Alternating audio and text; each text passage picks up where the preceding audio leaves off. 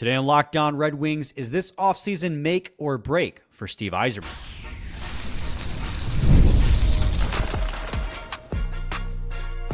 You're Locked On Red Wings, your daily podcast on the Detroit Red Wings. Part of the Locked On Podcast Network, your team every day.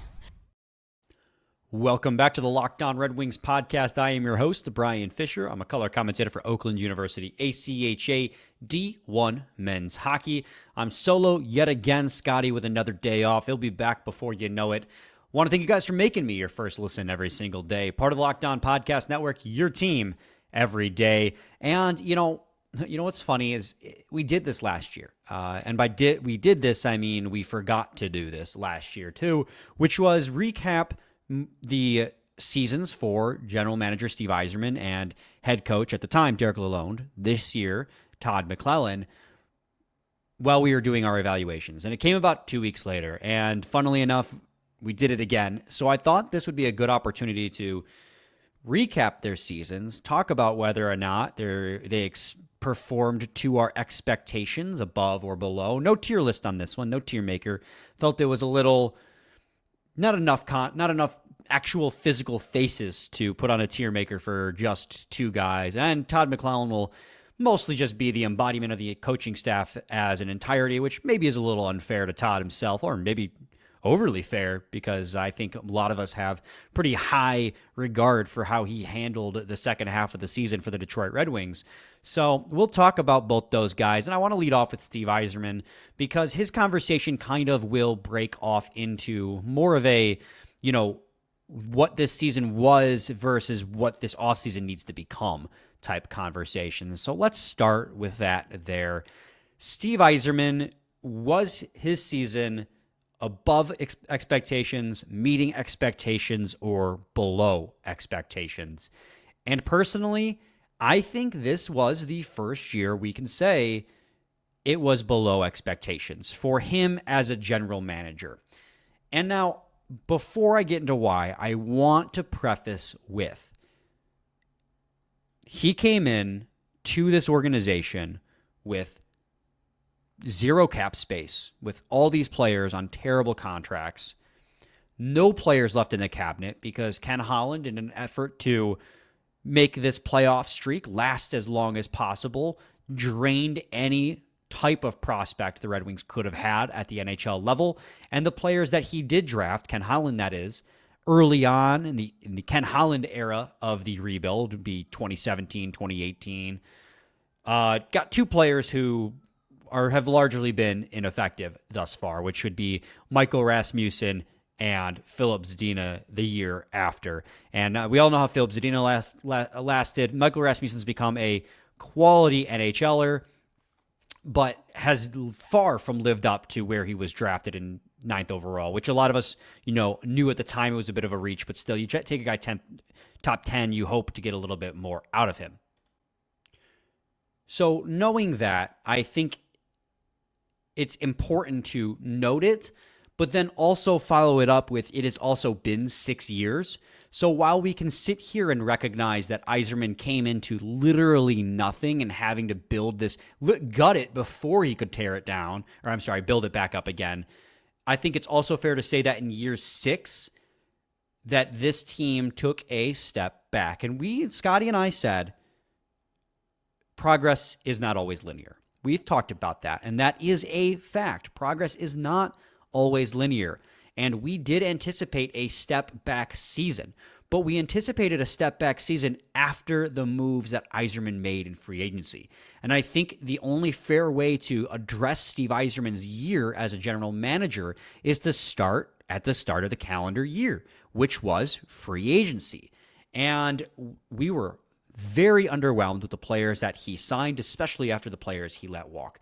At the time, we defended it because last year, 2 years ago now, this was a team that outscored its problems under Derek Lalonde, and Lalonde wanted this team to get better defensively, and Yzerman agreed with him. So he went out and he let the guys who were all offense first, your Gostisbehere, who I think it's a little unfair to say Gostisbehere, they let Gostisbehere walk. I think it's more like Gostisbehere probably priced himself out of staying in Detroit with guys like Sider and Raymond coming along to big-time extensions, but like guys like David Perron, offense first guy, Daniel Sprong, a guy who was scratched late in the season but provided close to 20 goals. Well, it might have been 20 goals. I think it was like 17 actually across the season, letting those guys walk. But the guys he replaced them with were just not high enough impact players. Eric Gustafsson, we tried to spin as, being less offense, but more defense than Shane Gostisbehere.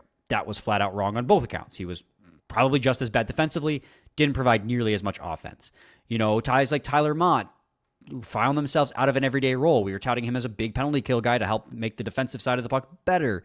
Austin Watson, you ended up spending most of the season down in the AHL, which I think was predicted off the bat because he was a PTO at the start of the season. He worked his way into a contract. And like the big signing was Vladimir Tarasenko, right? We spent like 2 weeks wondering, is this it? Is this it? Because this is not enough. They signed Tarasenko. And we all thought, let's all own up to it, right? We all thought at the time of signing Vladimir Tarasenko that he was going to be that needle mover in terms of offense. We knew it wouldn't replace all the offense they lost, but we were hoping on guys like Jonathan Berggren to come in and increase that offensive output too. And just all those things did not work out. And while you could definitely say, let's not forget the signing of 37-year-old Cam Talbot to a 2-year deal, days after he said that he didn't want to sign a goalie to short-term deal. He was looking for longer-term solutions. All that's to say is just like that was a very disappointing offseason off the bat. And every single one of those players, save what? Vladimir Tarasenko not Vladimir Tarasenko. He definitely underperformed. Cam Talbot underperformed throughout the entire season. Cam Talbot had a great first half, and then the workload, I think, got to him, and he got worn down, and he struggled in the second half. But at least you could argue, and we did argue for a lot of that season while he was playing great, that he was kind of the reason why the Red Wings weren't just completely out of it by the time that they fired Derek Lalonde. And I mean, right off rip, that kind of puts you in a situation where it's hard to say that he, as a general manager, even met expectations, because this is a team he wanted to take a step forward. Yet, one of the biggest criticisms of Steve Yzerman, and of all the great things he's done across 6 years, right, which has been taking a lot of guys for cheap on flyers, right? When the team was in the depths of the rebuild, he signed a lot of depth veterans that helped, carry us through. He made a lot of trades that worst case scenario were taking flyers on a guy, and best case scenario worked out for the team. But as soon as this team went to pivot to take a step forward, the veterans that he has signed have at best been just okay, and at worst have been complete disasters. And this was probably the worst offseason he's had when it comes to those free agent signings. Now, his amateur scouting's been fantastic. I don't want to make it seem like his tenure has been a disaster. I'm not trying to have revisionist history.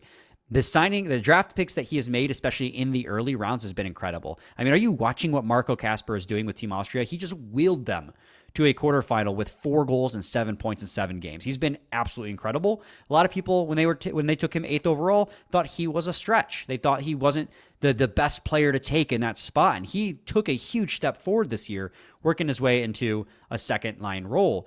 But that's the thing about Steve Yzerman, right, is he's human.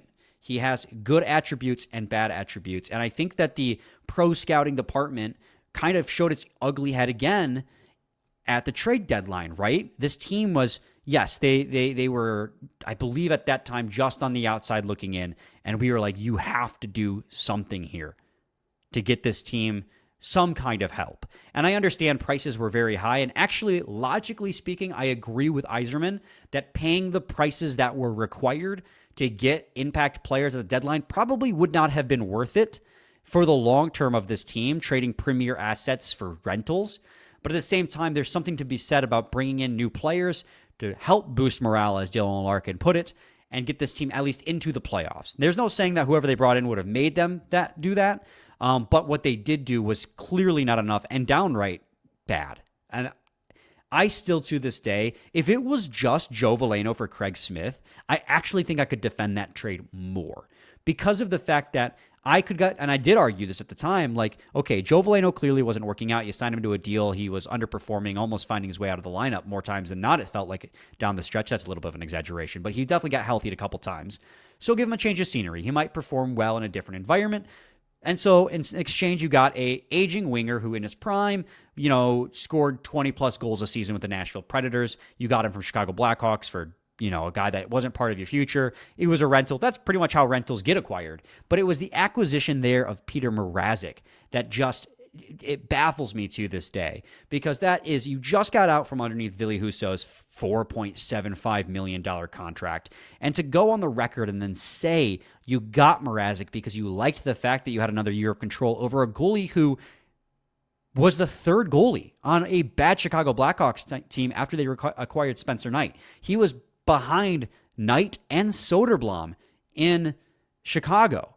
That's how bad his metrics were. And I know Chicago's bad, but that is a really bad indictment to get a guy who's making almost Ville Husso money, who's arguably worse, and then paying, having him for another year, which is going to hurt your cap, when you could have just gone out there and reacquired Alex Lyon, re-upped him, who's going to be just as effective for probably half the cost, if not a quarter of the cost. He's making league minimum money now. So that trade deadline move, I mean, this for sure for me was a step back for the Red Wings, and a below expectations season for Steve Yzerman. I know he tried to do more, and he swung and missed early in free agency, so he had to go to plan B and plan C to try and fill his roster. I understand that happens, but the moves that he's acquired through free agency have just compounded and compacted, and this was just probably the first offseason where I go, this was a bad offseason, and it showed. This was the first year the Red Wings took a step back in their rebuild, and progress is not linear, and he could follow it up with a very good offseason this year, getting impact players now that he doesn't have to worry about signing Raymond Insider. They're locked up, and maybe this team takes that step forward, and all is forgiven.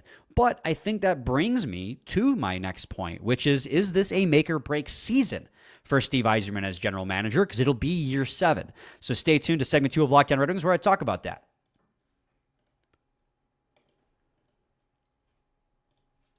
Got to talk to you guys today about wonderful pistachios. Looking for a snack that's both delicious and nutritious, as at least so I've heard. Can't have them myself. I'm allergic, but Scotty sings the praises of them. Crack into a good source of protein with Wonderful Pistachios. Wonderful Pistachios is one of the highest protein nuts. Each 1 ounce serving has 6 grams of protein, giving you over 10% of your daily value. Plus, they're packed with fiber and better for you unsaturated fats to help keep you feeling fuller longer.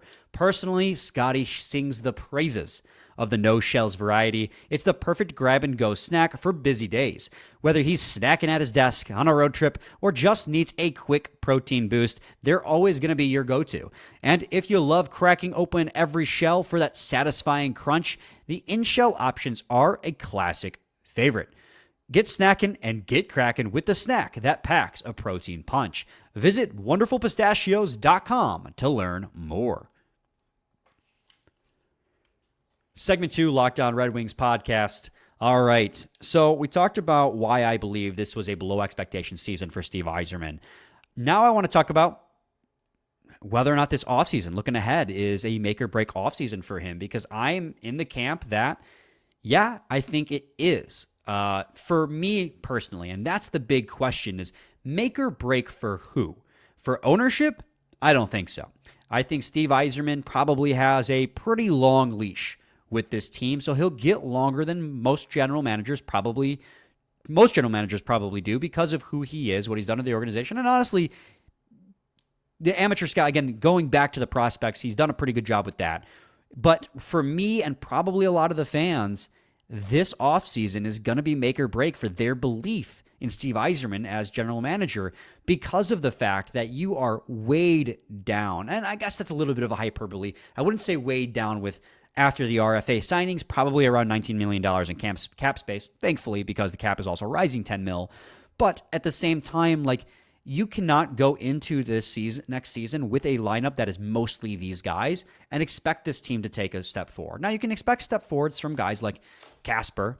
You can expect step forwards from guys like Elmer Soderblom. You're going to have Carter Mazur more than likely here. Edvinsson will take another step forward. Your young guys, sure, but you need more than the youth to provide. And Yzerman said it at this end-of-season media availability. He needs the veterans on this team to provide more than they currently are. But the problem is the veterans that you have on this team at best are middle tier players. And that's been the biggest criticism out of all the free agents that Yzerman has signed is they're at best middle tier players. He needs to go out there and, in my opinion, make a big move. I just spent the last 2 days talking about Mitch Marner, regular season superstar. And I know some people will roll their eyes and be like, he's soft. He disappears in the playoffs, despite the fact he's a point per game in the playoffs this last season. I know he disappeared in Game 7, but the entire team did. They lost 6-1. Come on, guys. Let's be fair here. So, I mean, for me, you got to get out there. And I'm not saying you have to sign Ehlers, Besser, Marner, and Gavrikov, but go out there and get one of those guys. Go out there and get an impact player.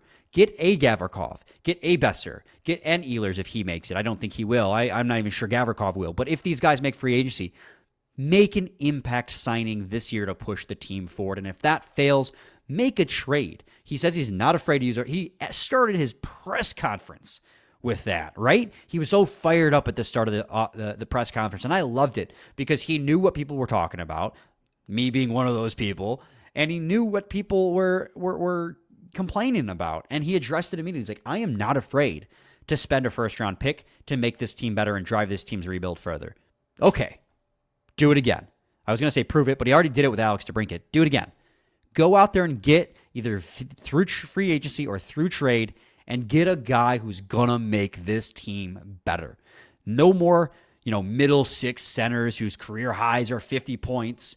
No more, bottom pair defensemen who might be good on the power play. No, get a top pairing guy. Get a top six winger who can score goals. Go out there and get somebody who is going to, in season 1, make this team better. And I know I'm asking a really difficult task. It's really easy for me to sit here in this chair right now and say, well, yeah, just go out there and get one of these guys. Negotiations exist. The player has to want to come here. There's 31 other teams in the league that probably are also kicking the tires on, insert player here, right? That's how these go, especially for these marquee players. But this is an offseason where if you're Steve Yzerman, you don't want to be the Minnesota Wild. You don't want to get eliminated in 8 straight Stanley Cup quarterfinals. Like, this is, it's to a point, not even Stanley Cup conference quarterfinals, right? The first round of the playoffs, 8 straight years for the Wild. You're in a position now in your rebuild where it's do or die. And Scotty and I have talked about that. And it's even more so apparent this season. You have youth that are going to take another step forward, more than likely. Like Raymond, I think for him, the biggest thing is just staying consistent. If he can be consistent for an entire season, you're looking at a 90-point player. That's fantastic. He was a 90-point player for the bulk of the season until after Four Nations. And then he slumped. Larkin slumped big time, but we know he's an 80-point player. So it's like you have guys here who are impact players already, but you don't have enough of them. That's the problem. You have Simon Edvinsson, you have Moritz Seider, you have Lucas Raymond, you have Dylan Larkin, you have Alex DeBrincat. You need a team full of guys who can make an impact. And you're desperately needing one more top 6 forward. You desperately need 2 more top 4 D-men. You need a starting goaltender. And I know the goaltending market is very thin, which is part of the reason you acquired Mrazek, although if you needed a goalie that badly, I would have just re-signed Alex Lyon, but I digress. I just talked about that in segment 1. You need to get a big-time signing this offseason or big-time trade this offseason. And I know that might come off as desperate. I'm a little desperate. I'll be honest. I'm a little impatient, which is why I sound so demanding. Because if you don't, the fans at least, because again, make or break for who? For ownership, they're probably fine. Like they have faith in Yzerman. They're going to give him a longer leash than most GMs probably would. And that may pay off, right? It paid off for Michigan fans with Jim Harbaugh. They let him mess around with whether or not he's going to the NFL for 7 years and they won a championship. But, different sports require different, touches. And this is a situation where most other general managers probably wouldn't be given this much leash. It could work out, and I still have belief that Yzerman's a very good general manager, and he's proven to me in many different facets that he is a good general manager. But I think this offseason, at least from a fan's perspective, it is make or break. And that's why I think that he might have to make a little bit of a desperate move. He might have to swing for the fences. I think he does. Because if he doesn't and we walk back, and that's not even talking about whether, getting rid of some of these guys too, offloading some of these bloated contracts. Tarasenko, I don't have a problem with. But I have a problem with him at this cap hit. Same with Comper. I like Compher as a player, but this cap hit, he's not playing up to it. He had a really rough year, which is surprising again because he had a bad first year, or a very good first year, nearly a career high for him in his first year. Same thing with Andrew Kopp, right? You sign him to a 5-year deal, $5.6 million. And yes, with the cap rising, that cap hit's looking less and less impactful. But when the first 3 seasons you've had him, he hasn't played up to the guy that you signed him to be on the contract you've had. So you're also staring at a situation where you got to make some decisions about the players on your roster. So if you go into the season with all of Justin Hall, Eric Gustafson, Vladimir Tarasenko, Ben Sherratt, JT Compher, and whoever else I'm forgetting, like if you can't move on from one of these guys, that's going to be another thing that disappoints me. Now, again, all is forgiven if you hold on to all of them, but you still manage to sign Mitch Marner or Vladislav Gavrikov. That, for me, is still enough to be like, okay, you made an impact signing to make this team better. The team is better because of this guy. But I would still love to see, on top of that, one of those contracts moved on from, whether it be from buyout, cap dump, whatever, because sometimes being a good GM is owning up to when things haven't worked out. And I think you're looking at a handful of contracts that have been signed by Yzerman that have not worked out to at least the fullest extent you've hoped for. A lot of players underperforming their contracts. So I think for a fan's perspective, it is a make or break offseason. From an ownership, probably not. But I'm one of those fans who, if Yzerman can't produce I don't want to say substantial offseason, because for me, again, that bar is literally an impact player. An impact player. That's all I'm asking for. I will be pretty disappointed. And I don't think the Detroit Red Wings are in such a bad position that players don't want to come here either. Because again, they missed the playoffs by 1 point, not even, a tiebreaker 2 seasons ago. This season, they missed by 5 points. They're right there. And I think having this young core with more youth on the way, and, having, that, I do think the prestige of being Original Six does carry weight for some players. I think that this can be a destination, not the best destination, but I think for a lot of free agents, it can be attractive. So that's just where I'm at. Where do you guys feel? Are you guys in camp make or break with Yzerman this offseason? Or do you feel like you're given to the end of the next season? Do you feel like next offseason? Or are you just carte blanche? He's Steve Yzerman. He can do what he wants. And I want to make it clear. I still really like Steve Yzerman as general manager. I've just now pivoted my position to he's human. He has things that he's good at and things that he's not so good at. He was great for building the cabinet full of really good, exciting young prospects, but he hasn't been great at bringing in veterans to make this team better in the present.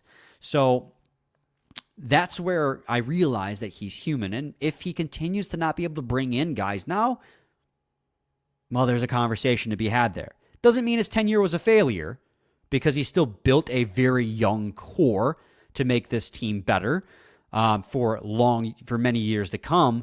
But if you cannot then not be the general manager who acquires free agent talent or acquire guys through trades, because again, yes, he traded a first for DeBrincat, but DeBrincat basically forced Senator's hands and forced his way here. I think that, yeah, it's okay to admit he was great for this span of the rebuild, but now we need a guy who can burn some of that money, let's say. So anyways, let me know your guys' thoughts in the comments. Again, I really like Steve Yzerman still. I know I was really critical in this episode, but I still really like Steve Yzerman. But stay tuned for segment 3 where we talk about Todd McLellan, who was an Yzerman hire. So stay tuned. Segment 3 of Lockdown Red Wings.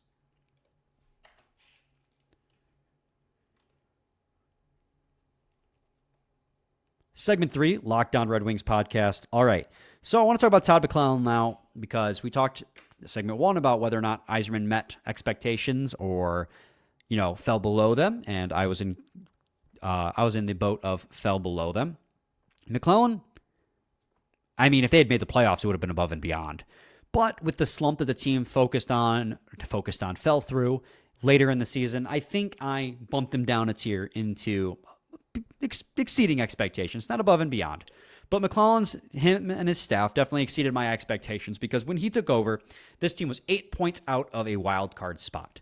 8 points in December. That's a big hill to climb.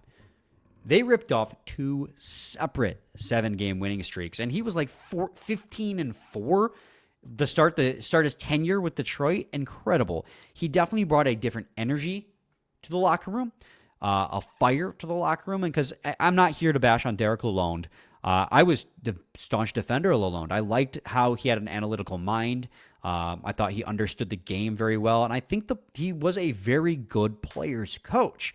But one thing he lacked that I think this team desperately needed I think he had two things that were his downfall.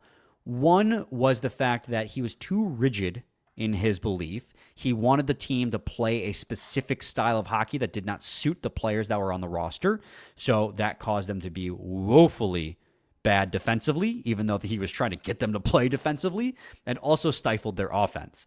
And I also think he didn't have enough of a fire. I don't think he had the fire it took at times to honestly piss off his players.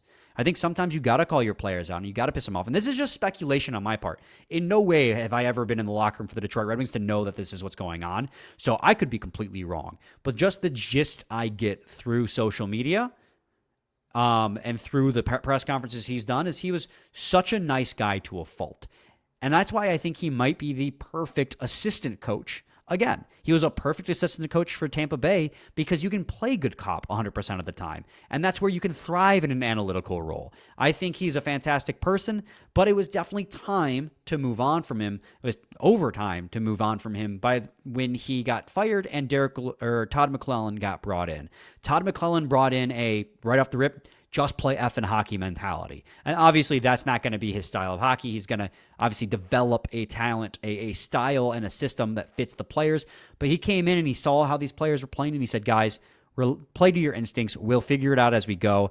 And one thing that I love about Todd McLellan, and I was just talking about this earlier, is how he's so transparent, right? One of the things that we've praised this organization for is how they keep the cards close to the chest. I didn't realize how refreshing it would be to have someone who was the polar opposite until Todd McLellan was here. I think it's fine for a guy like Yzerman to keep his cards close to his chest, but I actually really respected the fact that Todd McLellan will come to a press conference and say, yeah, this player had a really rough game and he's going to hear as such from me in the morning. Like you'll hear it here from me first. He'll say that to the media, and then he'll say, I'm going to say that to the player as soon as I get back to the locker room or in the morning before practice because they need to know. I love the transparency because if he's saying it to us, you know he's saying it to the players. He's not afraid to hold players accountable, and I think that's something that players really respect. Obviously, every player is different, and they're going to respond to different leaderships differently. But I think that when you have a guy like Todd McLellan who is going to praise you when you're playing well, but also let you know when you're not performing up to expectations, you're going to get the most out of your players. And I think that's been proven every step of the way of his career as a head coach. Every single team that he's been a head coach of has been good. Now, granted, there have been, those have been good rosters that he's been coaches of, right? The Sharks when they were at their peak, Edmonton Oilers right after they got Connor McDavid, the LA Kings were always really good when he was there. But I think that it's kind of the same argument with Gavrikov and Mitch Marner, right? Like, are they riding the coattails of, or are they helping support this system of X-hockey, whatever they were playing in each and every city at the time where those teams were making the playoffs? And I think both can be true.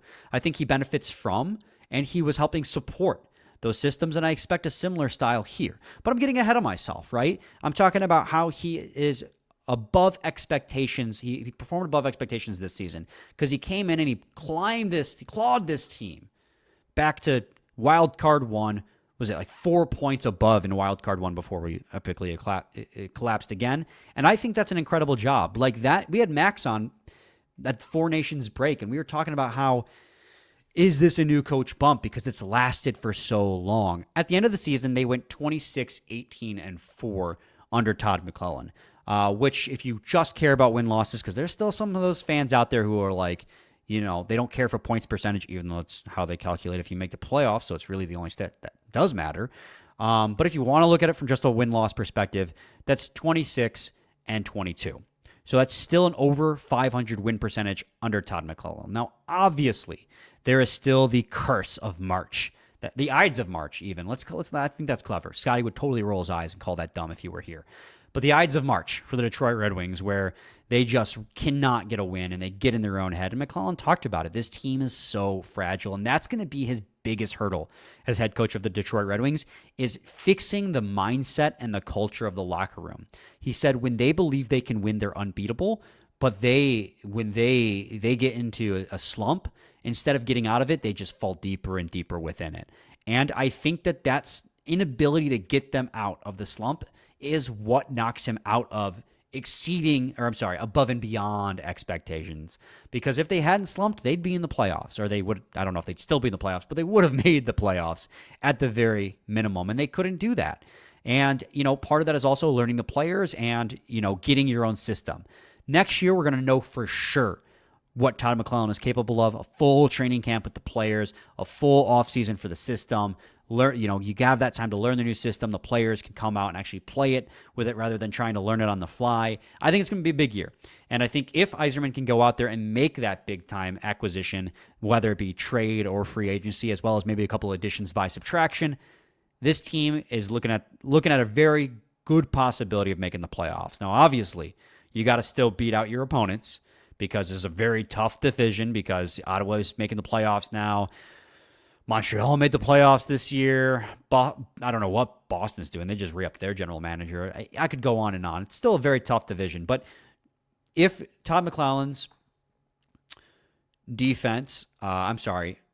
system takes hold and they play how they did in the first, 24, 30 games under Todd McLellan, then they're going to have a good shot. But if he can't fix that mindset, then they're going to be in trouble. So, anyways, I'm digressing. I've talked a lot. Let me know your thoughts in the comment. Let me know if you think Yzerman met expectations or whatnot. Let us know if you think it's a make or break year for Yzerman for you. And then as well, let me know what you thought about Todd McLellan's first year. Also, Alex Tanguay, above and beyond expectations, top 5 power play in the league. I just wanted to throw him in there as well here at the end as a little addendum. Anyways, be back with a new episode tomorrow. Should be our first prospect profile if all things go to plan. Stay tuned for that. Same time, same place. It's your team every day.